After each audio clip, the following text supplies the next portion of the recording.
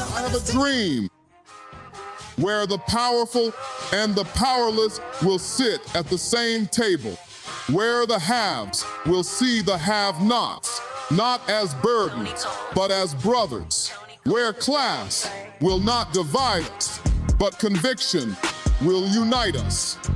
I have a dream that the oligarchs will remember we must all eat, that the brown-faced neo-colonialists will remember who they are and whose they are. I have a dream that fraternities will build beyond internal architecture into a national bond, that the walls of design will give way to the bridges of brotherhood, not a fraternity of symbol, but a brotherhood of substance. I have a dream that we remain focused, that we stay in our conviction and remain fearless, that we double down, fortified, to return this Bahama land to the foundation.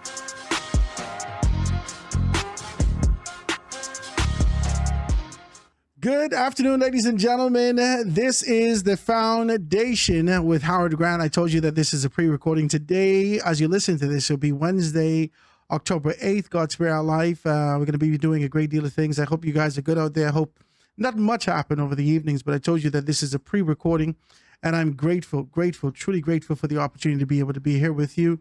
Hope you guys are good out there, and I want to be able to introduce you to someone who has really been a staple as it relates to agitation, activism, and a sheer push, a relentless force as it relates to education in that particular space, right? And this sort of an idea of being able to move forward.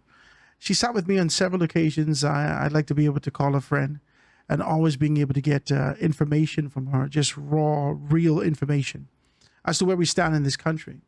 Ladies and gentlemen, I want to be able to introduce you to, how much of it? 15-time winner? Is it 15? Just right? 10. 10-time winner. President of the BUT, and also recently at June 1st, I would have gotten information that she's the president of the Bahamas National Alliance Trade Unions Congress. Yes. And she's being able to do a great deal of things. Ladies and gentlemen, none other than Belinda Wilson. Good afternoon. I love your orange. How you doing? Thank you. Everything good? Yeah, man. My pleasure to be with you. I'm happy that you're here with me today. But before we get started, I really want to say congratulations on your new show. And also, I see the newspaper. Yes. The Realigner. Yes. And I started to look at some of the articles in there. So you're relevant. So sometimes it's we fall down, but we get up. You get up. We fall down. I'm happy that we still be able to get back up.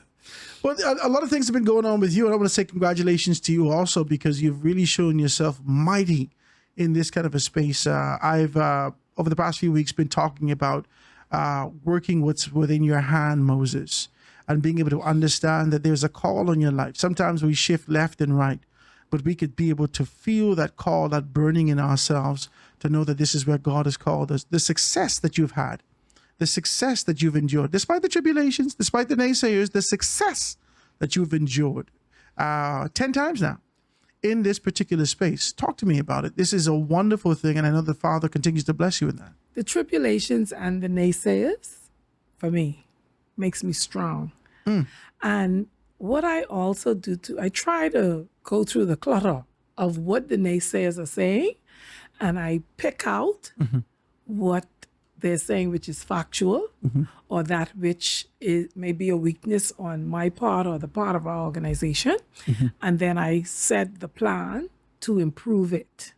So the other thing is, I really believe whom God chooses, he equips. And that's what the Bible tells us. Because a lot of people say, how you do it? And I could tell you, I go and I fight and I advocate, and I go home to my super husband, and I have a peaceful home. I go sleep. I like that. You know, we spoke through the pandemic, and you ain't come out for months. You was locked down in your house for months. Oh yeah, I had to live. You had to live, right? I'm glad that you're still here. And even through then, you would have been writing articles after articles, information after information. I don't know, you had at one point 200 and some pieces that you would have been able to enter into for the consideration of the Ministry of Education and what they would have done in those particular states. You're still doing this? Yeah, I wrote a document really on the spotlight on education during the pandemic. And I got input from some of the teachers. And it really, I was trying to really set the tone for them as to if we do have a pandemic or a national disaster, then what is it that we will do with education? And if we're going to, I guess, go to the alternative of virtual, then we must make sure that the platform is safe. We must make sure that we have data. We must also have the plan as to how we're going to get the instructions done. How are the children going to learn? How are we going to set the examinations, etc.?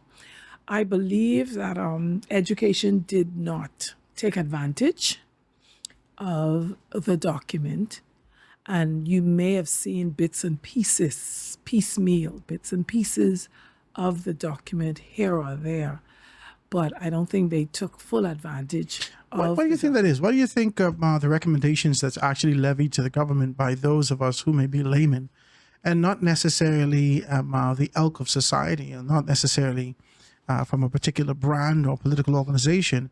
Why do you think that the information continues to be stagnant or sit on the shelf without being able to be ingested and applied accordingly? Do you think it's something cultural? Do you think it's a mindset? What do you think it is? First of all, I believe that our politicians, especially if you were placed in a position the day after an election, a position that you know zero about, you should be open enough.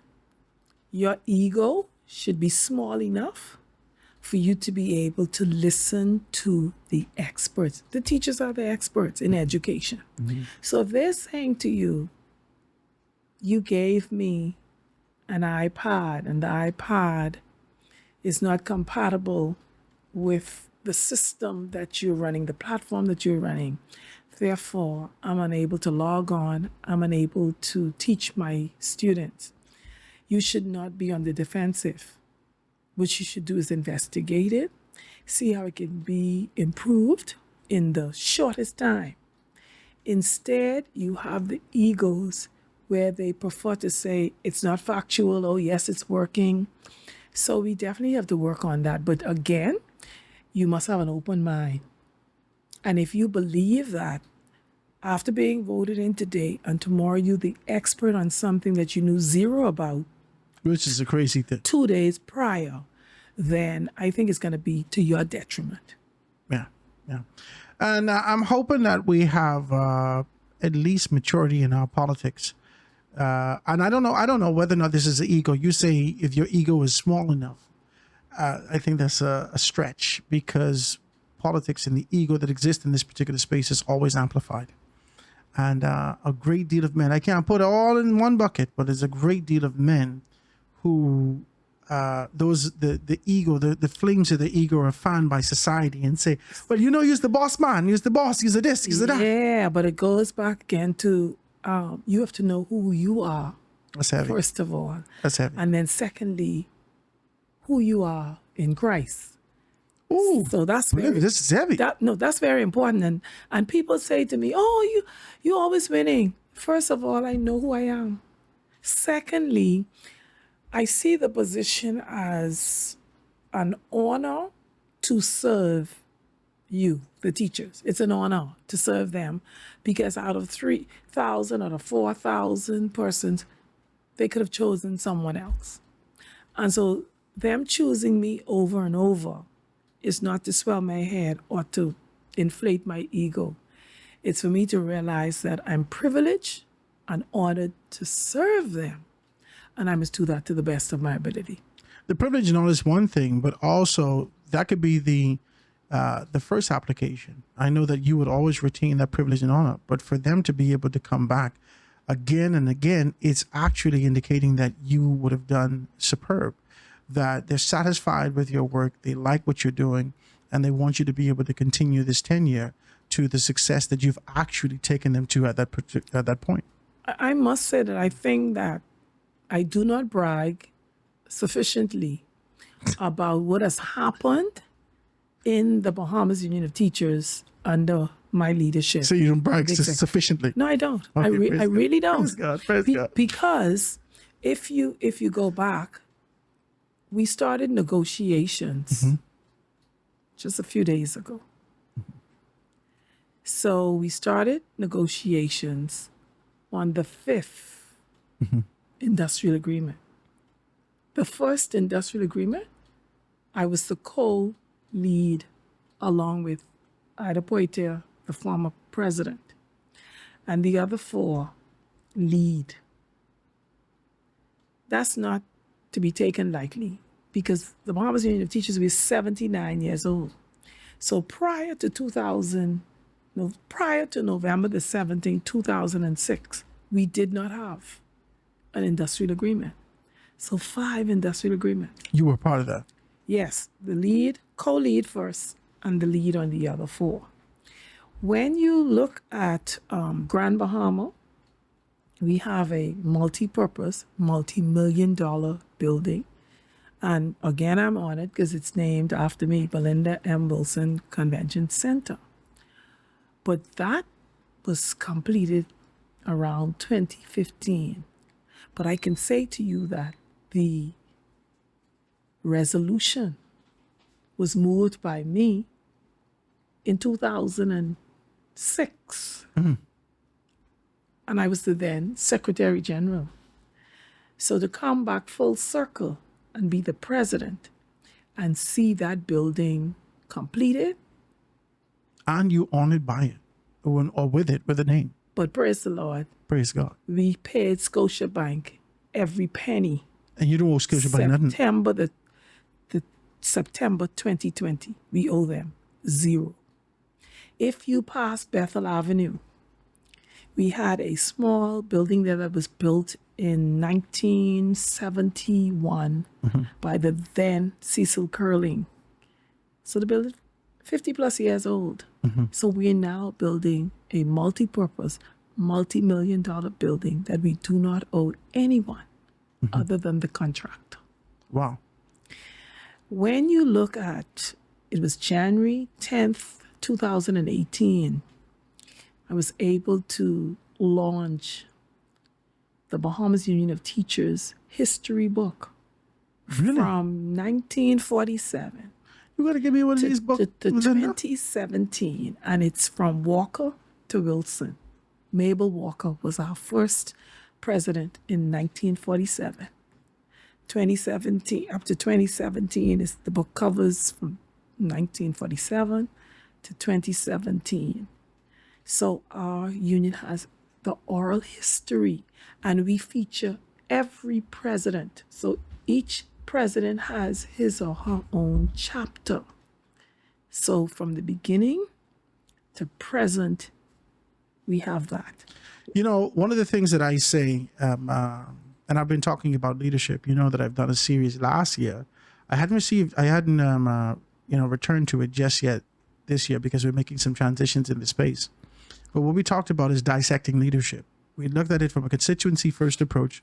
We broke it down. We identify some of the things that persons are expecting in those constituencies. But I dissect leadership in every aspect. And I need to let you know that your leadership capacity, your determination, your posture, your language, the way that you always read, the way that you're informed, the way that you participate, the way that you place your passion at the forefront, your leadership and the ethics associated with it are unmatched socially. Whether you're a man or woman or whatever the case may be, I can't lie to you. I'm not saying that you're good for a woman. I'm saying that your leadership capacity, based upon what exists here, based upon the standard that we can be able to identify from an international standpoint, is absolutely superb. And I want to be able to encourage you. And it goes back again to purpose, knowing who you are, and your character. You're one of hundreds and hundreds of leaders. And I guarantee you, all of those hundreds and hundreds of others, they know you. But I see it as you're here for this season.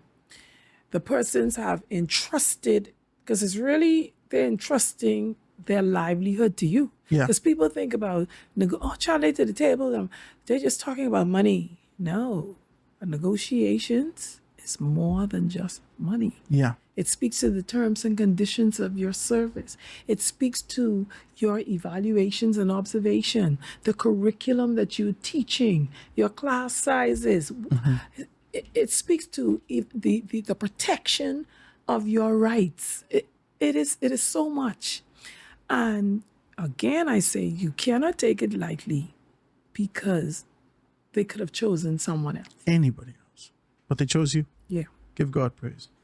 But then since we actually sat together, there has been some transitions since the last time. Most recently, we were able to see this with the transition of Member of Parliament for Golden Isles, Vaughn Miller, and Minister in the government of the Bahamas in the position of environmental health. And not only that, you had something a little bit closer to home, O'Neill Thurston, and being able to see that. Yeah. And so I know that you would want to be able to say one or two words about that. Yeah, I definitely want to say heartfelt sympathy to Kimsley Ferguson Yeah. and his team, because O'Neill Thurston was a sitting Secretary General Yeah. of his executive committee. So to the entire Bahamas Public Service Union, I give my heartfelt sympathy to them and to O'Neill's family, his Absolutely. entire family, and Yeah. may he rest in peace. Absolutely. Absolutely. And I don't know how you're dealing with it, but this had been the second minister within this PLP's term to pass away, like that with the person of Honorable Vaughn Miller. I want to also give sympathy to Vaughn Miller's family Yeah. and the Progressive Liberal Party. Absolutely. And Vaughn Miller actually has a sister who's in education. But since she got promoted, she's no longer a member of the Bahamas Union of Teachers. Okay. But for years, she's been a member of the Bahamas Union of Teachers, and we've communicated a lot of times. I really want to give Wow. encouragement to the Miller family. And the death shows that all of us have to pass this way. And I think there's some urgency for us to do that which we swore to do for the people. We don't have time to waste. You promise that you're going to serve. Go in there, serve, do that which you promise that you'll do, and that which you cannot do, be honest and say to the people, I know I promised this, however, I'm unable to deliver it. Do not overpromise and then underserve. Under-promise and overserve. Yes. My God. I want to talk about some stuff. We are in October now, and the kids are getting ready for midterm break. But coming into September, there was a lot of things that was happening, and I just talked about readiness. Let's talk about school readiness. I know that this has been one of the legacy issues that has continued. The Ministry of Education has continued to be able to grapple with. Talk to me about the preparation this year. It seems as though the Minister of Education, in her particular capacity, was adamant about being able to do some stuff. Did she hit those particular marks? Talk to me about it. I believe that this year, with the recruitment, processing persons, doing the appointments and posting teachers, is the worst of the worst. It was the worst? It's the worst of the worst. As we speak right now, we do not have a principal in NGM Major High School in Long Island. We do not have a principal in San Salvador, United States Primary School. We do not have teachers for several subjects, but we have at least about 10 of them that are at home waiting for a call to be posted in a school. What is so sad too is that We're in October, you know. yeah. Yeah, what's It's so, October. October, yeah. What's so sad too is that those who are at home sitting, waiting for a call, attended an orientation on August the 20th to the 22nd, 2025. And they're being paid. No. So they're sitting home and they ain't being paid. And some of them left their jobs. They resigned because they got a call to say, we're hiring you. Please be present at the orientation, August 20th to the 22nd. Oh, my God. So they're at home waiting. The other thing is, you would hear the director, you would hear the minister say, we're waiting on vetting. Okay, the vetting is done by the police. I would have recommended to the minister, and not even this year, prior to this, you are the minister.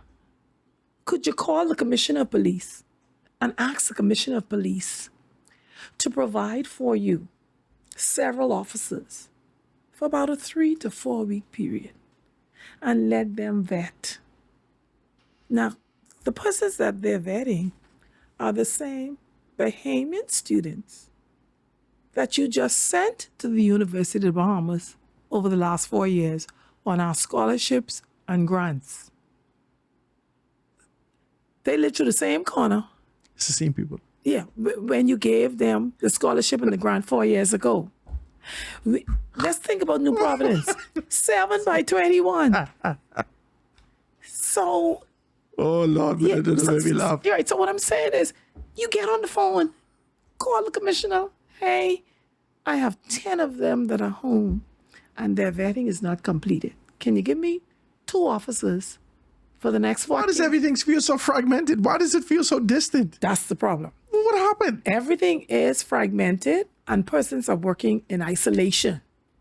So you're doing something over here and then he duplicating what you're doing over there. And then the other person in the back doing something. There's no coordination in education. But I even want to put that throughout the government. It's disjointed. What they're doing is disjointed. And which takes us back to the national plan. So if you have a national plan, The NDP, 40.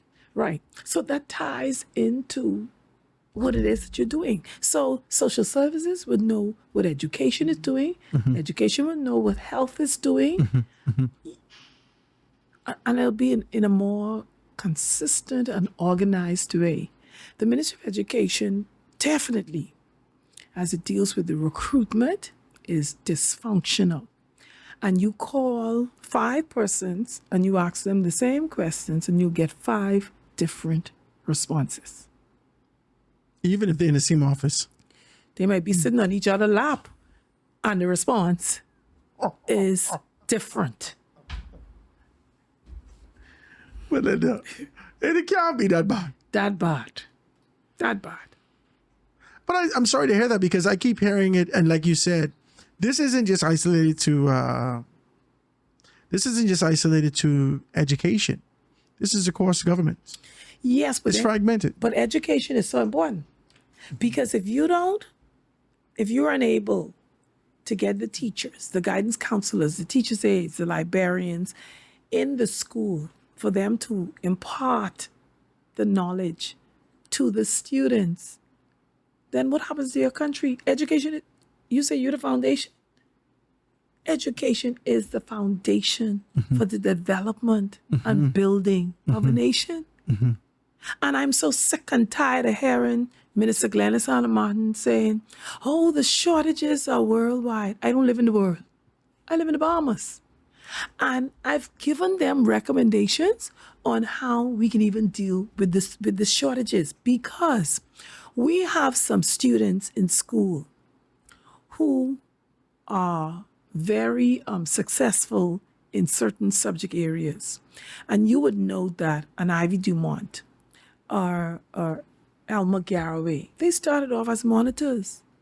So we do have the teacher's aid system in place where you should have 5 BJCs. That's the qualification. So we have some students who are excellent in science, mathematics, English language, literature, all of the other disciplines. And some of them, if you engage them, they'll say, well, I'm not going to college and I don't have a job as yet. So those are your monitors, your persons that you would target. Do you think that is a financial issue, that the government is unable to or unwilling to pour the finances necessary to be able to expand this sector? I remember when Jerome Fitzgerald was in his particular capacity as Minister of Education, and he came and spoke to us about the fact that they doubled the budget. It didn't necessarily mean that they expanded classes, expanded the concept, fortified a curriculum. They just doubled the budget. Howard, if the Prime Minister saw flying around, cancel a couple of those trips and the big entourage that you're taking and use the money in education. And when they say double the investment in education, we also need to examine that. Because when you look at the education budget, and that's head 35 in the national budget, that's the Department of Education. Head 38 is the Ministry of Education. But when you look at those line items, the majority of the line items is salaries. When you look at professional development, you look at the school board, very minute, small. When you look at in-service awards, probably This is a deeper zero. conversation that you can take me into right now. Yes. So when you talk about funding for education, then the government must see not flying around all over the place, coming back here, and we can't see why you went. Like the UN, you'd speak into an empty room, Mr. Prime Minister. No one was there to hear you. We can use those funds for professional development for teachers, for building let's get deep with this. schools, for getting material and supplies for the teachers and the children. I can dive with you with this. Let me tell you why. If you swing on your telephone right now, right? Just go on your little TikTok or whatever the case may be, you would realize that the Bahamian students are commanding the attention of the entire Caribbean and, dare I say, the free world. With this sort of the Bahamian students with the big coin chain, and some of them with the gold teeth, and some of them with the chalk around their head, and the dance. and the little back short time and the thing, all these things like that. They are commanding the attention the world over. As an observer, we identify that, and there we are now levying, as we look at this, condemnation. And just through this observation, we're saying, these children can't be doing nothing. They ain't doing this, they ain't doing that. They're not concerned. If that is an external view, the internal view is worse, because our governments are interacting with these students. Our governments recognize the crime on the streets. Our governments know the statistics of murderers in our country between the ages of 15 and 24. Our governments understand these things and maybe not necessarily articulating the fact that we believe that our children are lost. And the most that we would do is to maintain them as opposed to being able to believe that we can develop them. Do you believe their actions, not necessarily their words, that their actions, successive governments, are saying they believe that this is a lost generation? I think successive governments has given too much rhetoric and talk to education. And we always talk about the curriculum being revised and different changes. Let me give a plus to the Ministry of Education, because they just launched the Bahamian history book. And it was a collaboration of about 12 Bahamian writers. Excellent. However, history is still an elective, which means that at the 10th grade, you can choose to take history, Geography, or religious studies. Right. So if we are... They're still doing this. Yeah. So if we are saying that we have launched the history book, then simultaneously the policy change should have been done, and the curriculum should have been revised so that history, and that book in particular, along with other history books, would be a part of the Culturally relevant history books. Yes, but I'm saying that they would be a part of the curriculum. Yeah. That they'll be a part of the syllabus. That's what you're teaching. I was never enthusiastic about history when I was young. I could care less about Butch Rogers and, we learn about these things. But to dive so deep, and then as we grow older and we mature and we matriculate through life and recognizing that there's sort of an idea that was sold to us about who Christopher Columbus was, and then we learn something different, we start to really, I would never forget when they took away Columbus Day. It's so you all been teaching us this. It's still in my mind. So it's National Heroes Day. Now it's National Heroes Day. So I only saying that to say, unless and until, with the introduction of this book, they revise the entire concept and idea of history and the way that they actually being able to approach it from a culturally relative standpoint to be able to give us the truth about this, then I agree with what you're saying. Yeah, because that's excellent. But simultaneously, it should have been mandatory. Yeah. For all of the students. If you only go, even if you're taking it just the senior high grades 10, 11, and 12. But which takes you even further because it calls for work. So not only would you then be doing the revision of the curriculum, then you have to go now and look at the BGCSE, history, and being able to revise that also. Civics, yes. Yeah. Those examinations. I like what you're saying. I like, see that I tell you, see that you're a participant in your field. You're a participant in your occupation. You're not just there managing. You are really immersed in this. And I got to commend you for that. I try to be on the ground. Yeah. Even like with tours for the schools, because we just talked about the staffing of the schools and hiring of new teachers. But even with the tours of the schools, there's in our agreement, the Ministry of Education shall invite us to a tour.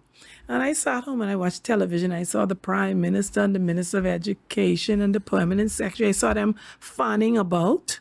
And they invite you? That's what I'm telling you. I saw them fanning about in the schools. However, every year, I do my own thing. And I have my iPad here. I can show you. As I go to the schools, I take my photos and I put in the date and which school and what time I actually went.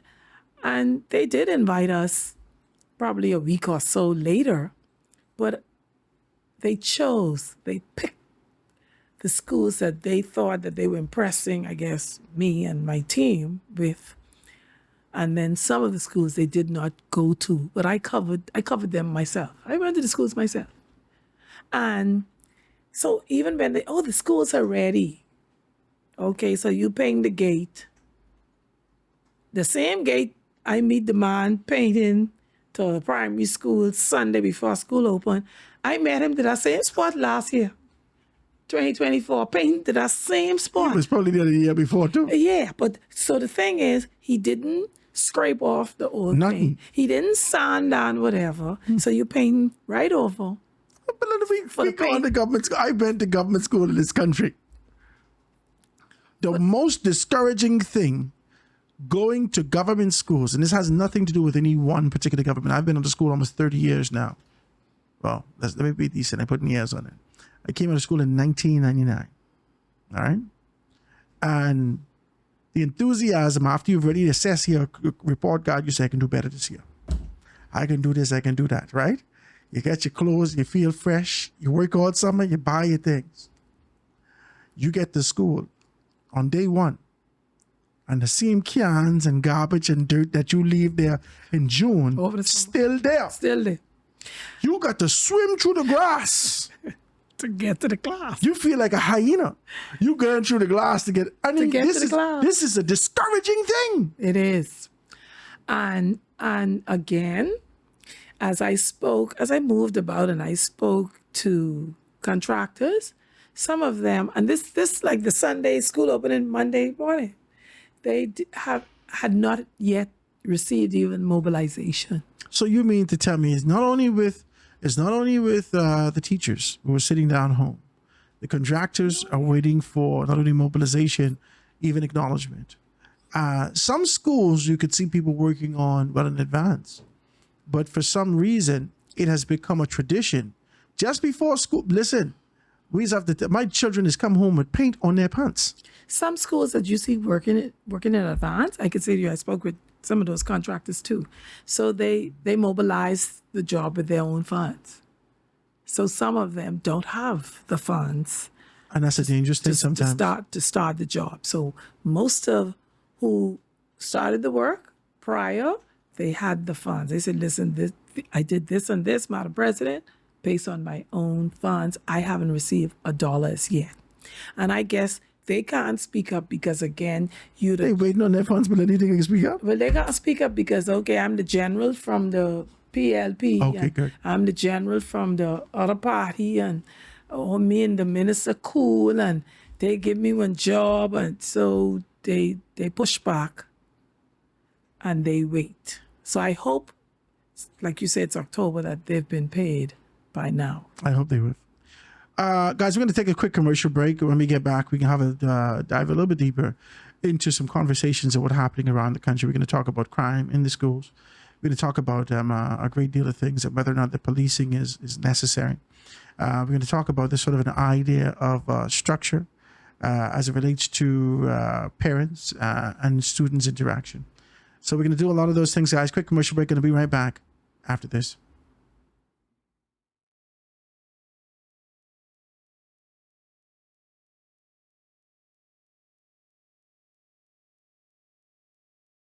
Nassau, Bahamas, Alpha Sounds Promotions is celebrating 25 years of greatness. Yes, 25 years of love and unity in the Bahamas. And coming to celebrate with us is none other than Kes the Band. Yes, Kes the Band. Alongside Beijing sensation, Ruby. Jump around this place. I want to bend my waist. Our very own Nishi LS. Sean, Wendy, Lady E, Sweet Emily, Veronica Bishop, Ancient Man, Julian Believe, and the Pawn Band. and many more. Hosted by Natural Empress and yours truly, Giselle the Wassy One. Saturday, November 8th at Grace's Grounds, Cable Beach. Gates open at 7 p.m. Early bird tickets are just $75. VIP access for $150 with an open bar. Get your tickets now online at BahamasAtickets.com, or you can get them at Big Boys Cafe, Plantation Bar and Grill, and Tropics on the Bay. Alpha Sounds, 25 years of greatness. For more information, call 822-6863. Saturday, November 8th. Visit you matter what. When I'm feeling under the weather, you just make me feel sweet.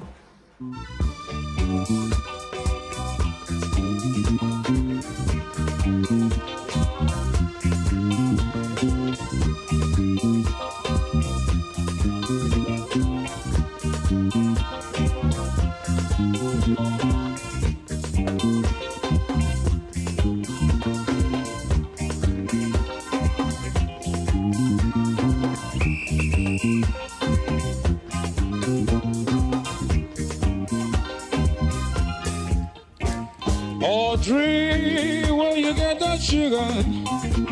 Darling, there is nothing sweeter. You make me squeal, you make me fall, you make me feel like 10 feet tall. Sugar boom, sugar boom, sugar boom, sugar boom, sugar boom, sugar boom, sugar boom, sugar boom, sugar boom, sugar boom, sugar boom, sugar boom. Sugar boom, sugar boom, sugar boom, sugar boom.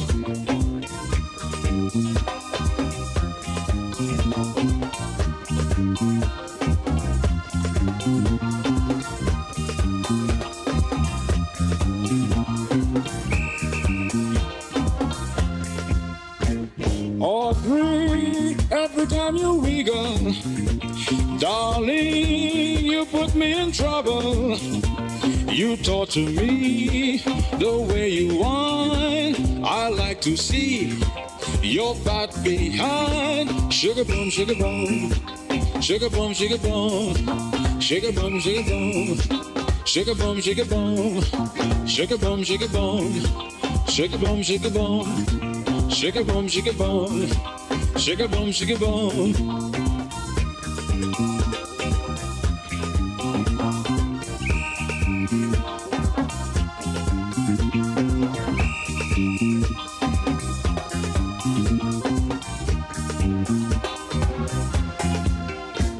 Darling, I don't want to lose you.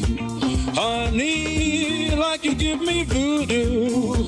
Give away me land, give away me car, but let no man touch my sugar. Sugar boom, sugar boom. Sugar boom, sugar boom. Sugar boom, sugar boom. Sugar boom, sugar boom. Sugar boom, sugar boom. Sugar boom, sugar boom. Sugar boom, sugar boom. Sugar boom, sugar boom.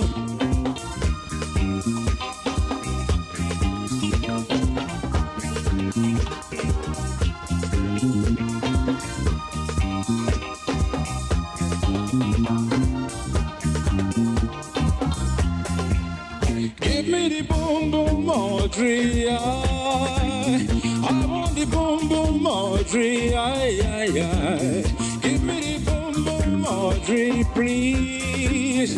I want the boom boom Audrey right now. Sugar boom, sugar boom, sugar boom, sugar boom, sugar boom, sugar boom, sugar boom, sugar boom. Sugar boom, sugar boom, sugar boom, sugar boom.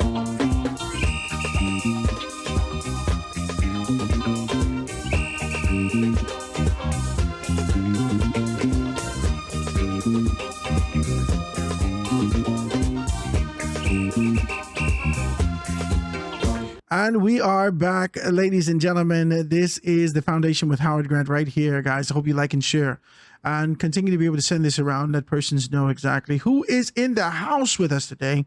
None other than the president of the BUT, Belinda Wilson, and also, Belinda's have to read this thing because it's a lot of words.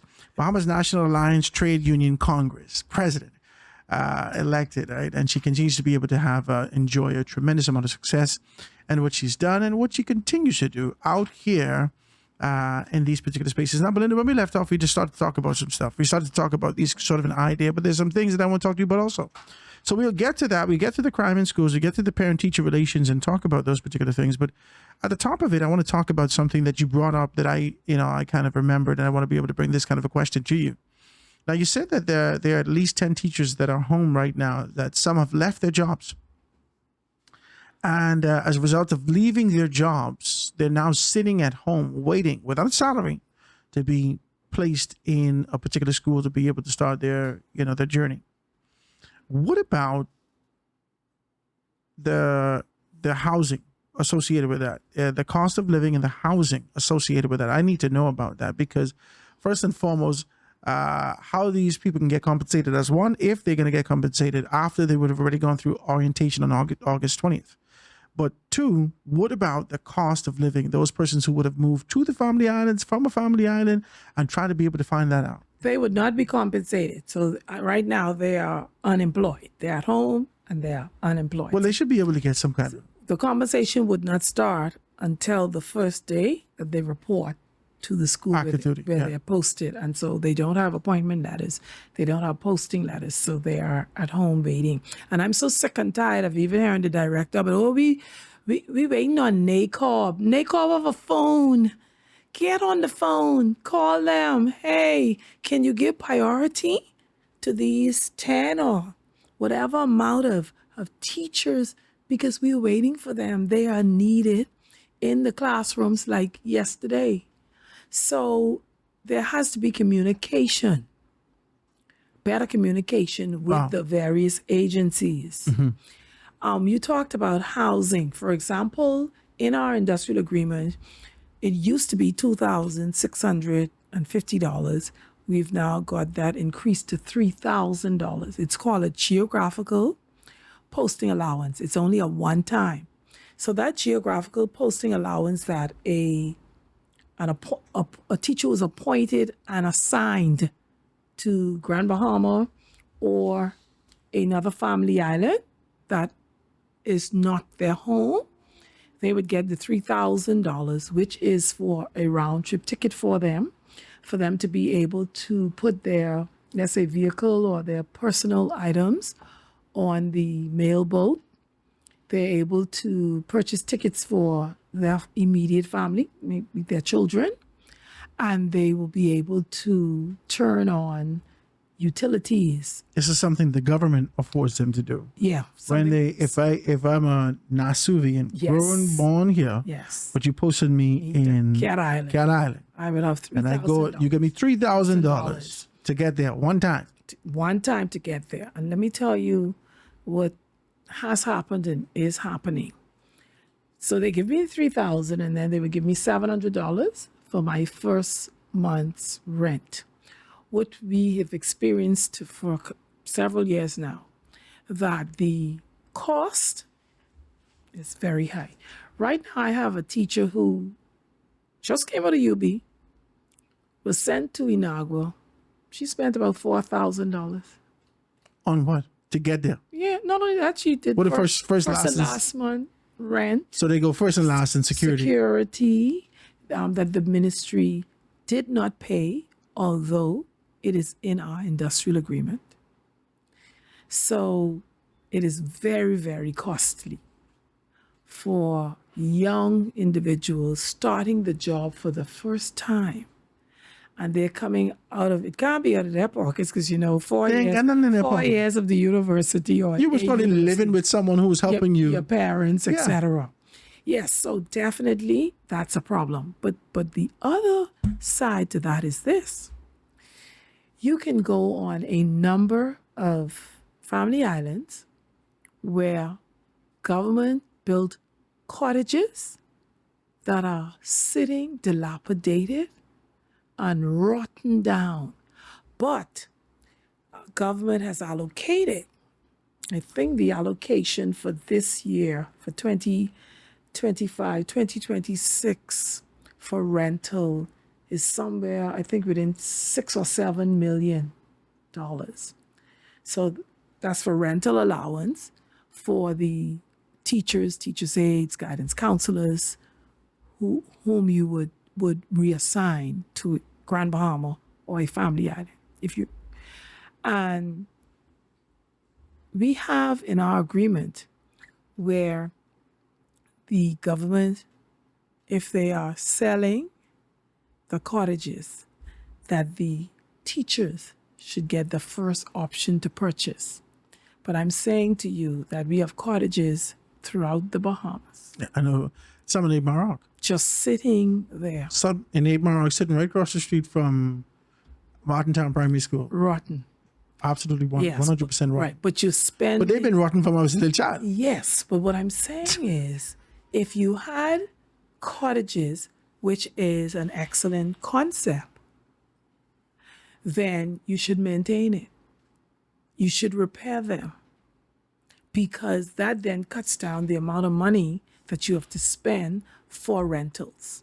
The next thing is the landlords have really, and when you look at Eleuthera, Exuma, Abaco, They charge you like you on vacation. very high, very, very, You very, guys say, hey, I live here. very high. So that has proven a challenge for a lot of our teachers, because what happens is You can't afford it. it's $700 that they would give you in the first instance, and the next month is $1,500, $1,800. We have some persons paying up to $2,100 To live in a 2-bedroom? per month on family islands right now as we speak. And so we negotiated that you can apply for a rental allowance increase. And I'm telling you, up to today, I was on with the undersecretary that's in charge of that, reminding her that I'm awaiting the listing for those persons who've been waiting now for months to get the And how would they rental deduce increases. who will get it? Are they actually being able to identify this by island and being able to say, okay, well, the majority of the increases that we've identified and the complaints are coming from Eleuthera. Well, I sit on the rental increase committee, the allowance increase committee. So what we did is we got the amounts that are paid throughout the Bahamas and all the islands and keys, and then we did a median amount, and we tried to approve that funding. We may not be able to get all the way up here. We could do a median. So sometimes, so everyone let's should say be able to have some. They may say my rent is $1,500, so we may give them 12. Or So the 11. government doesn't subsidize you. I know some government divisions and departments allow you they subsidize your rent if they ask you to move, not necessarily secunda, but if they ask you to move from one island to another, and you're working with immigration, or you're working with customs, or you're working with any of these particular spaces. I don't know if the police does it, but they pay your rent for you fully. 100%. Fully. They get it fully. Now, they say to you, the government will give you between $700 and I think it's about $1,500, if I'm correct. If it's $700 or $1,500 or $1,200, anyway. So they say to you that we could do this for you. That's no problem. However, if you go above this, you got to be able to subsidize that yourself. But that's unfair, because you are sending me out of my comfort zone. I'm home. I'm in my house, or I'm in my parents' house, or I'm in my family's house. I may be assisting them, with the bills at the end of the month. However, you are saying to me as the employer that you have a need for me in another place. So we call it rental allowance, but I think we definitely need to look at rent, paying the rent fully for the teachers. And actually, we're in negotiations, as I told you. We started last week, and that's a part of... Why wouldn't they pay the teachers? That's a part of the discussion that we've had, because I've asked for, I want 100% coverage for the rent. Even if they identify, that's seeing median that you talk about, right? If you've been able to assess all the rent that's being paid across the country, and you divide it by that particular amount, you get this, and you say, okay, $1,250 is roughly what it is. We will pay $1,250. But you know what makes us upset? When I look at a permanent secretary or a senior manager of the government who is receiving $104,000+ for salary for the year. They're receiving a $20,000 responsibility allowance. They're getting a $12,000 housing allowance, and they live in their houses. But me as a teacher, you asking me to leave my home, my family, and to go to another island. $136,000 for the island you grow on, live on, born on, and got your own house. But I'm saying they are making, they get more. They get 100% paid for their insurance until their demise. They get laptop. They get cell phone. They get our red plate car. With gas that they ride up and down with their children and grandchildren and their sweetheart and thing in the car, burning out our gas. But you cannot give a teacher who is imparting knowledge and building the nation full rent. This goes right back to what you and I talked about. I asked you a question as to whether or not there is a view. Okay, so during a time, I never forget, I remember being in school in the 80s and in the very, very early 90s, 91, 92, 93, right? 91, 92. I remember the pride my teachers had in recognizing a talent that existed in the students and going above and beyond. They didn't see this as going above and beyond. This was their civic, human duty. This is just what they did, okay? They said, I see you struggling in this area. I think you're good. My teachers always said this. I think you're good. I see you struggling in this area. They said to whoever was struggling, I want to pair you with someone to be able to do you. If you needed more help, after school, we're doing this, this, and this. Come to school on Saturday, or come to my house on Saturday. Listen, the teachers went above and beyond That is still because they happening. cared. That is still happening. They still doing this? Today. Okay, talk to me. Today. You got to tell me because I'm in school no more. That is still happening today. We have teachers that have classes on Saturdays, some on Sundays, free of charge. We have teachers who buy students the same books, pencils. We have teachers who pay for students to sit their BJC and their BGCSEs. We're really the unsung heroes. We are.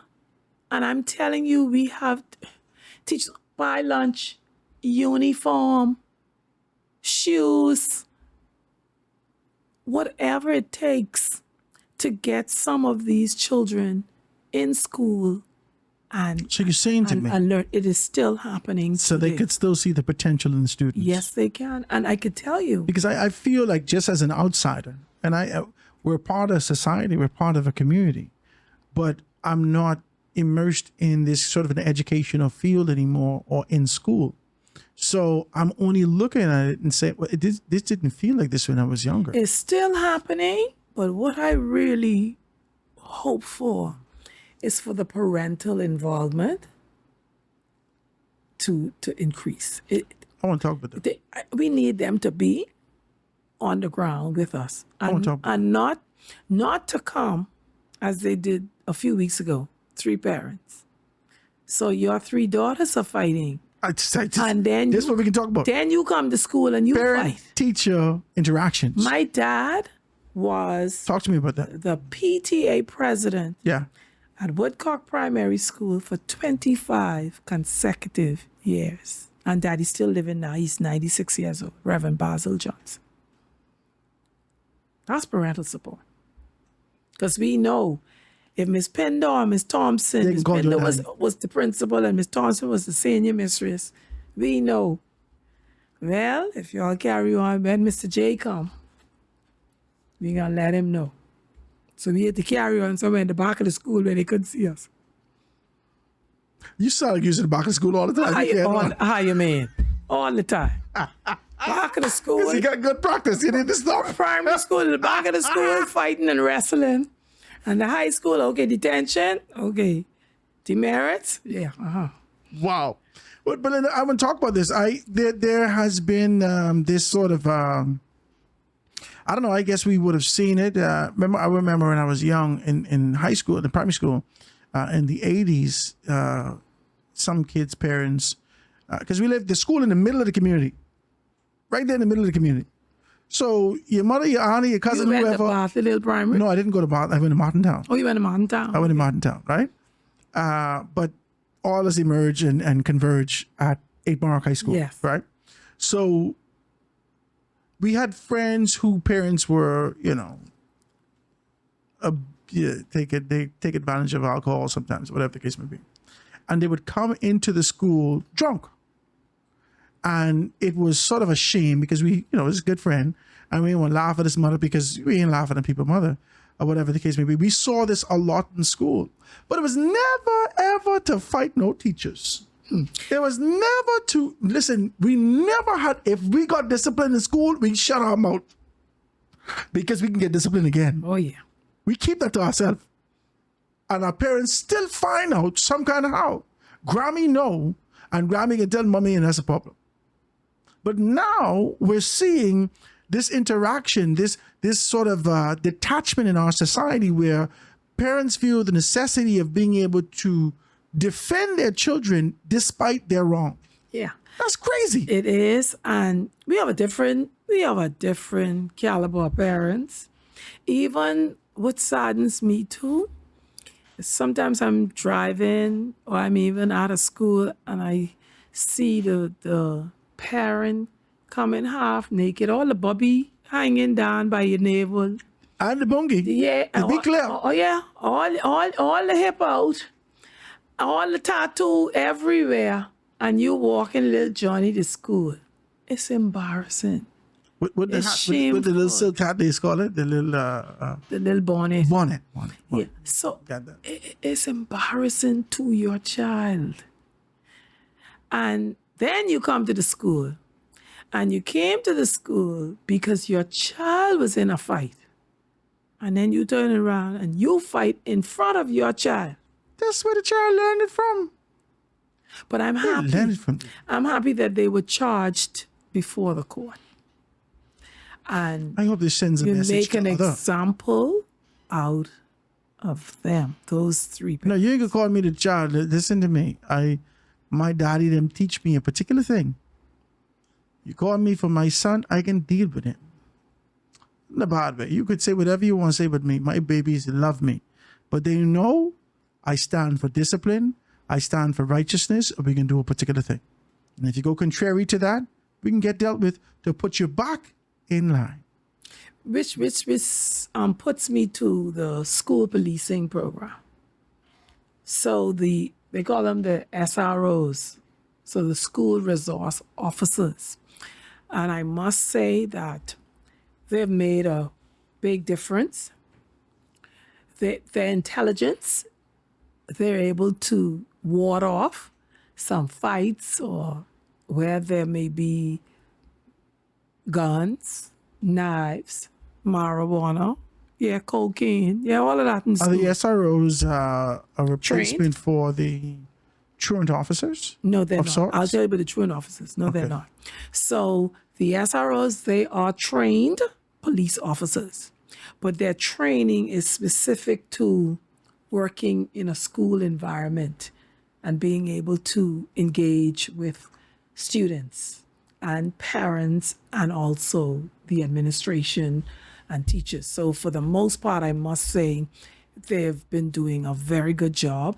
Their Superintendent Ferguson is now directly in charge of them, and that section is under Chaswell Hannah, the Assistant Commissioner of Police. And I must say that we have worked very closely with them. Sometimes late at night, we're messaging each other because there's some information that we found out, or they found out some information that helps with them solving and resolving some issues. So we've definitely seen a dent in crimes on the school campus. I like that. And more particular, Are they concentrated in schools that we've recognized are having more issues? well, that's what they did in the first instance, but they've expanded the grouping now. So they are in the high schools, all of the high schools in New Providence, Yeah. and they are in the Family Island and Grand Bahama. And they're looking now to expand even further because Really? Is this an occupation that you could actually get? you're Like you could go you're to a, the- you're a police officer. No, I mean a beyond police officer. Like if I go and I say, look, I'm be a SRO. Well, you have to go through the training at the police college. Okay. But they did some specific training with the international SROs from the United States because to deal with children on a school campus would be a different training from if you pull up on a gangbanger on the road. So it's really proven to be successful. Wow. That's one of the things that I can say is successful in the schools at this time. I like that. And one of the things that I wanted to be able to talk about, because you touched that, we wanted to talk about crimes in school. You did that. We talked about the cost of living. You wanted to be able to talk to get that out. The parents-teachers interaction. You wanted to say something about this wonderful program that the government has had, where they've had an opportunity to be able to feed the little girls, say 1 million breakfasts. Okay, the breakfast program. I want Yeah. to say that that's a plus. I understand that the government intends to extend it. Yes. They have expanded it. Yeah, they say they're going to go even further. Wow. They're going to go even further because there are like 162 schools throughout the Bahamas, from Grand Bahama to Inagua. I think they may be in about 70 plus or 80 plus. So they still have some schools that they've not yet touched.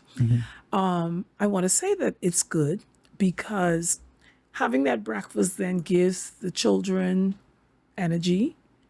It gives them focus. It helps with their cognitive thinking. However, I want to dive just a little bit deeper, because if you have to feed, and you said 1 million plates of food that you have to give to X amount of thousands of children, and I think the majority of them is because they could not get that meal at home. That extends now to a social problem. See, so feeding them the breakfast, good idea. Excellent, because we want them to be awake. We want them to have a belly full. We want them to have energy. We want their brain to be functioning. But when you dive deeper, where the parent is not able to provide that breakfast for those students, then that speaks to a greater need in our society. And I wonder if the government, in touting that we're feeding the children, are also, on the other hand, looking at social services and also looking at, I believe that it's also tied to unemployment. You mean the inability to feed your kids? The inability to give them that breakfast in the morning. And if you even look maybe closer, a lot of those students who are getting the breakfast in the morning may very well be on the social services lunch program. There's something that I think I'd like to be able to speak deeper with the Office of the Prime Minister and find out whether or not they're being able to collect the necessary data to identify who's getting these programs, whether or not they're crossing over to other programs, to be able to do more research into the backgrounds of the environments that these kids come in. I see, because I've always been afraid of this. I've been afraid of, let's just say hypothetically, someone is molested or abused in their household. Because we live in such a confined space and we don't have much options. You take that child and you put them into the government program to be able to help, develop them, to find out the trauma that's associated with it, and then you have to put them right back. Let me say to you, We're gonna fix this. I don't believe that the Ministry of Education or the Bahamas in general is short of data, you know. Because even when we start hollering, oh, the examination results, come on, hello. You got their report cards from December. You got their report cards in June. You had their report cards in grade 7, 8, and 9. You know that you're a dumb long time. Yeah, you make them do the BJC, what they already have an F in for the last 3 years. And then you take the extended paper. Yeah. So what I'm saying is, we have data. And when you speak about the Ministry of Education, we have a planning unit. That unit has the statistics. They know how many schools in the Bahamas, whether they're preschools, primary, junior high, senior. They know how many students are in each of those schools. They know how many Fs the students got June when school closed in 2025. The same students that you forced to take a BJC or BGCSE in March and April. Come on, we play in school. We got to get serious. And serious calls for change that everybody's not going to agree with. But if you're using the data to form and draft policy, you're using the data to provide the subject areas, you're using the data to allow the teachers to make the recommendations for who should be sitting the examinations, because that's what we used to do before, not just all and sundry. So when we talk about change, improvement, development, it calls for guts. It calls for having gonads, and some big gonads. Mm-hmm. Mm-hmm. So we have to decide if we're going to make drastic changes in education and even in the country. Well, I like that. And one of the drastic changes I want to know about is this sort of an idea of putting ourselves in this position to look at what's happening locally and what's happening internationally. We can split it over from the Ministry of Health and Ministry of Foreign Affairs into education with the Cuban workers. Okay. The Cuban workers, the government had a memorandum of understanding with Cuba for the last, I would say this probably the 22 years now. So well over into 20 years. Then the new administration in the United States, they then sent out their policy Marco Rubio, most recently under this administration. about Trump. about the Cuban teachers and them being, or Cuban workers being exploited. And I sat home again watching the news, and I hear government ministers and officials of the government saying, we're going to start paying them directly. That was a suggestion. No, but that's foolishness. That was a flippant suggestion from Marco Rubio indicating that we don't want you to have direct affiliation with Cuba. The interim person that is collecting the money works directly for the government. But that's not so. That's what I'm going to educate all of y'all on. Right. Let me hear it. The teachers, Cuban teachers' salaries are posted from the public treasury to their accounts, just like the Bahamian teachers, the Jamaican teachers, the Guyanese teachers, and all and sundry. They are paid directly. So I was wondering what they're talking about. They are paid directly. Now, if you want to say out of what they are paid directly, they then pay to their government a percentage, then that's the discussion to have. But when they say, oh, we're going to pay them directly, they have always been paid. Is this happening in every subsector, just like how the teachers aren't being able to get paid, but other sectors are getting paid?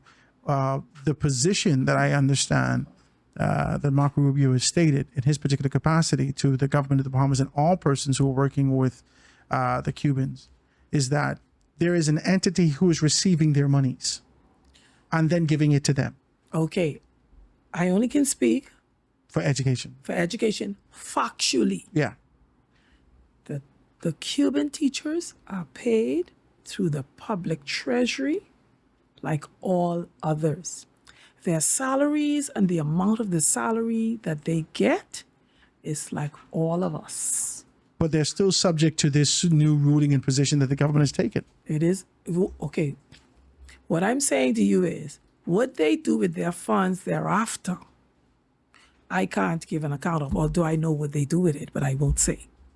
The next thing is, I want the visas to be withheld or taken from our politicians so they could stop prancing about in the world, talking about things in the world that they have not discussed with us yet at home. So maybe if their visas be withdrawn for a couple of months or a year, maybe they'll stay their backsides at home and do the work that we voted for them to do. Oh. Even like the Prime Minister. You're prancing about to the UN and all over the world, pushing climate change. But we still on fossil fuels. We still have the buses riding in the road with the black smoke. We still have the plastic all over the place. We still have the dirtiest places now everywhere. Look like a garbage, look like a dump. We still allowing the investors to cut down the mangroves, to dredge in the harbors, to dump garbage on Ragged Island out of the cruise ships.